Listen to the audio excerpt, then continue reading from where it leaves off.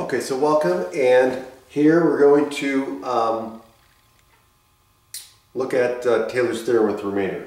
So let's go through it. Again, from the beginning here, it says let f be a function that can be differentiated n plus 1 times on an interval I that contains the real number a. And also let p sub n be the nth Taylor polynomial of f at a, and let the remainder r sub n, which is going to equal f of x minus pn of x, be the nth remainder. Okay, so there's the setup. Then, for each x in the interval I, there exists a real number c such that this is true, and this is using the mean value theorem. This is from the mean value theorem that we did in the previous video, that we used in the previous video. So our n of x is equal to f, the n plus first derivative of f at c, divided by n plus 1 factorial, times x minus a to the n plus 1 power.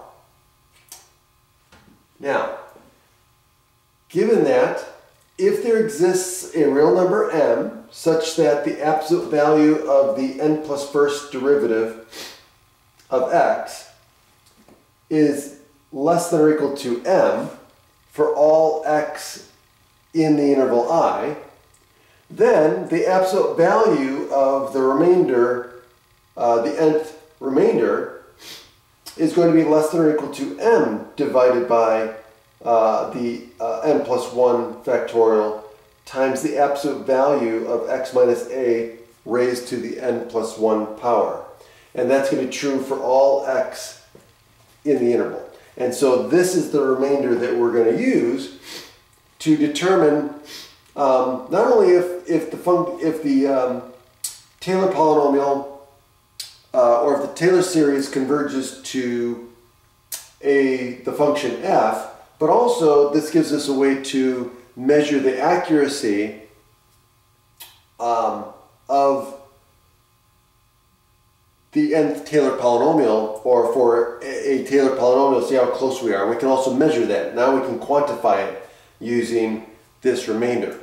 Okay, and so that's what we're going to do in the next few examples, is use this theorem to show that whether a particular series converges, and also measure the accuracy of the